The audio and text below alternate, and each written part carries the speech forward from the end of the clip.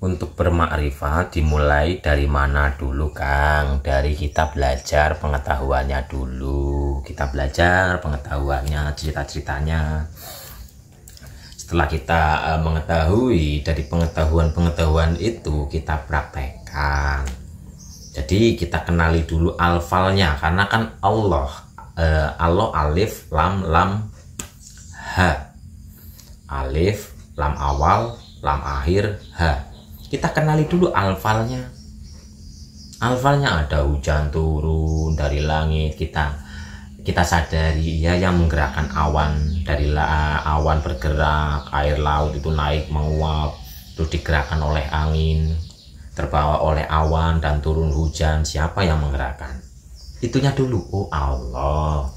Siapa yang menggerakkan matahari berotasi, siang berganti malam, malam berganti siang, dan di situ tidak tabrakan karena tidak dahuluan gitu loh. Kan nggak ada namanya siang bisa memburu malam, malam bisa memburu siang, nggak ada, karena semua itu berotasi sesuai dengan rotasinya masing-masing. Siapa yang mengurusi semua urusan ini? Kan Tuhan kita. Jadi kita melihat dulu, kita melihat alfalnya. Kita melihat gerak angin, kita melihat gerak manusia, ada orang berbicara, ada orang bergerak, dan sebagainya. Kita sadari alfalnya. La haula wala quwata illa billahil aliyil azim. Tidak ada yang bisa bergerak tanpa kehendaknya, tanpa kuasanya, tanpa pertolongannya, tanpa izinnya. Jadi kita melihat sesuatu, kita pandang dulu alfalnya.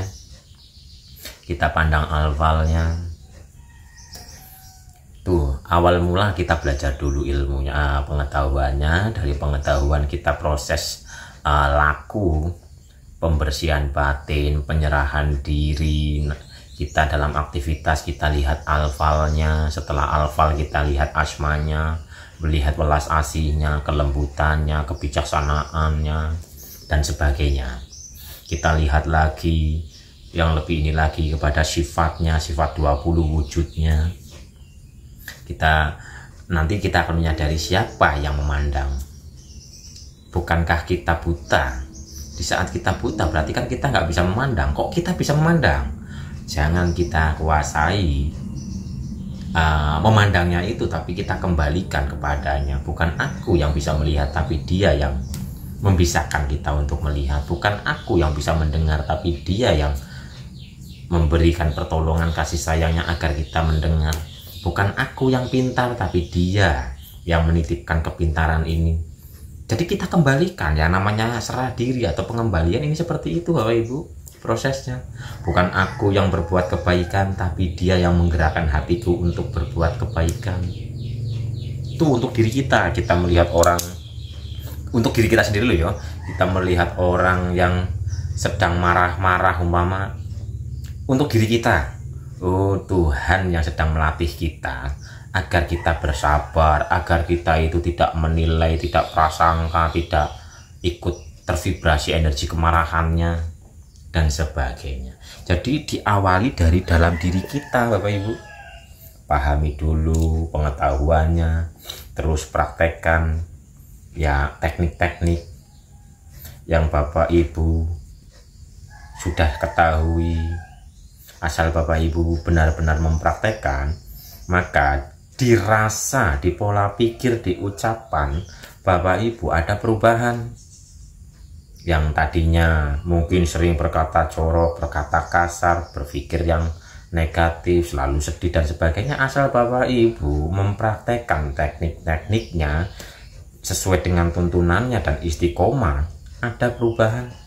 Contoh nih, Bapak Ibu rajin wiridan, Ya Rahman, Ya Rahim, Ya Rahman, Ya Rahim, Ya Rahman, Ya Rahim. Atau cinta kasih, cinta kasih, cinta kasih. Ini akan berdampak dalam rasa, berdampak dalam pola pikir, berdampak dalam ucapan, berdampak dalam kasunyatan. Sehingga Bapak Ibu di saat rajin afirmasi, rajin wiridan penuh dengan penghayatan, Bapak Ibu itu akan merasakan atau Bapak Ibu akan terpenuhi oleh cinta kasih. Di saat Bapak Ibu dipenuhi oleh cinta kasih, akan mengaplikasikan cinta kasih itu kepada alam nyata. Tuh, jadi di saat Bapak Ibu benar-benar mempraktekkan, pasti ada perubahan. Asal mempraktekannya sesuai tuntunan. Tidak ada yang keliru dalam niat dan tujuannya. Wong kadang-kadang kita afirmasi, kita wiridan tidak benar-benar lillahi ta'ala kok. Mau agar ini, agar itu, agar usaha lancar, agar ini, agar itu kan. Yang urusannya dengan kemauan ego kita. Iya atau tidak. Jadi kita di saat wiridan, afirmasi, kita kembalikan kepada dia. Contoh nih, alhamdulillahirabbil alamin, alhamdulillah, alhamdulillah, alhamdulillah. Nggak usah minta ini minta itu, agar ini agar itu. Udah kita puji saja dia. Kita puji, kita hanya memujinya saja. Toh juga nanti ada yang namanya tabur tuai ilahi. Di saat kita memuji Sang Maha, otomatis energi dari pujian ini kembali kepada diri kita. Jadi udah kita, ya Allah ya Tuhan kami niatkan untuk zikir atau wiridan lillahi ta'ala hanya untukmu ya Allah, hanya untuk memujimu, mengagungkanmu, memuliakanmu. Subhanallah, alhamdulillah, wallahu akbar dan sebagainya. Otomatis ini Bapak Ibu. Tapi di saat kita niatnya agar ini, agar itu, agar dan sebagainya, ini justru malah membatasi gitu loh. Malah membatasi sehingga kita tidak mendapatkan yang murni. Jadi udah agungkan saja, muliakan saja, ikhlaskan saja. Karena secara otomatis di saat kita mengagungkan Allah, energinya itu kembali kepada kita. Kita memuliakan Tuhan kita, energi kemuliaan kembali kepada kita. Tapi di saat kita yang katanya memuliakan dia, tapi niatnya agar ini agar itu, bukankah itu disebut dengan orang apa? Niat dan tujuannya nggak sama. Apa yang disampaikan dan apa yang diniatkan nggak sama, itu orang apa namanya? Sedangkan dia nggak suka dengan orang-orang yang seperti itu. Jadi ikhlaskan saja. Kita meniatkan untuk memujinya dan sebagainya. Udah praktekkan. Begitu Bapak Ibu.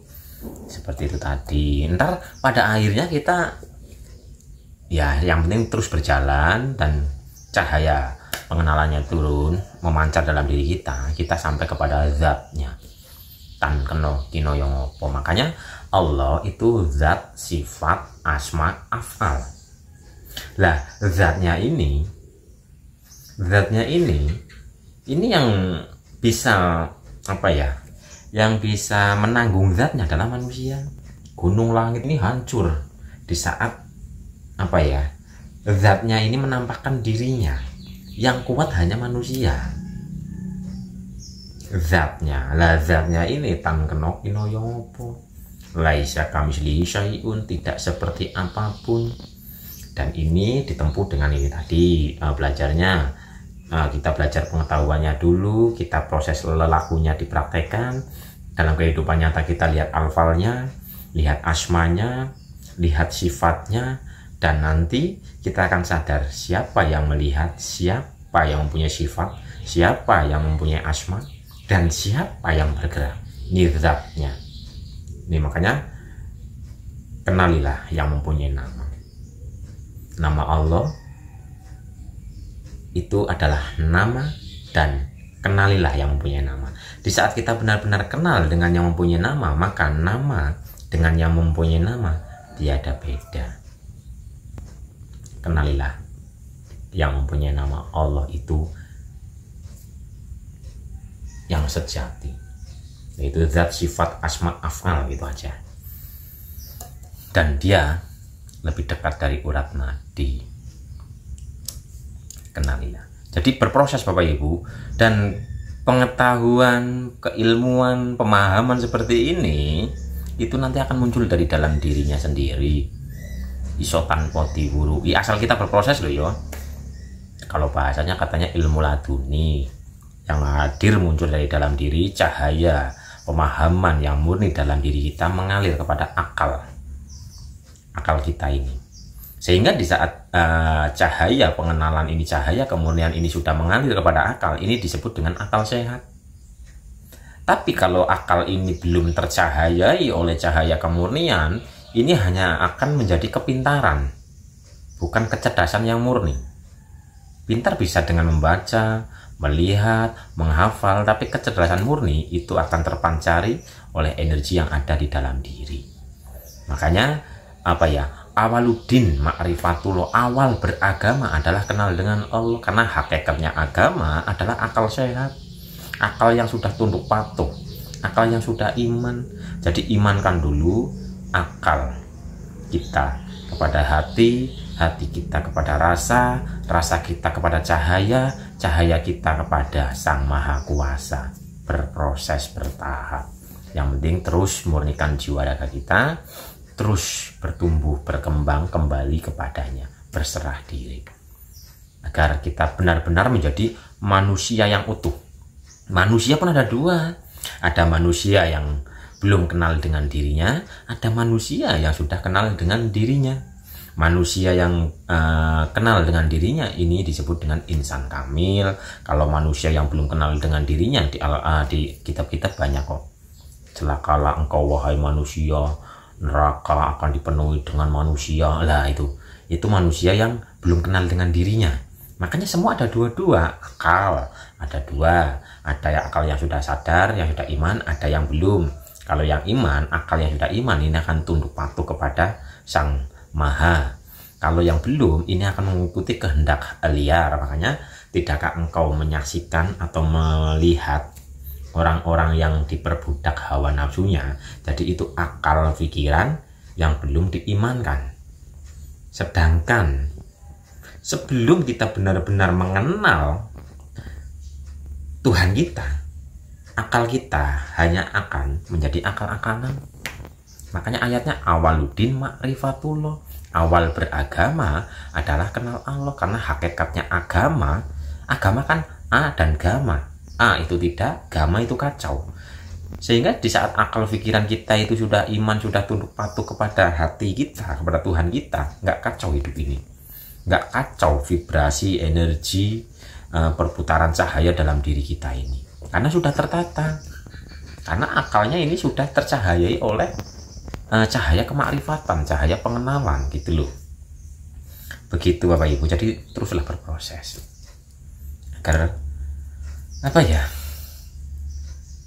menjadi manusia yang benar-benar tunduk patuh kepada Sang Maha, agar kita menjadi wayang-wayang ilahi, khalifatullah atau para kekasihnya.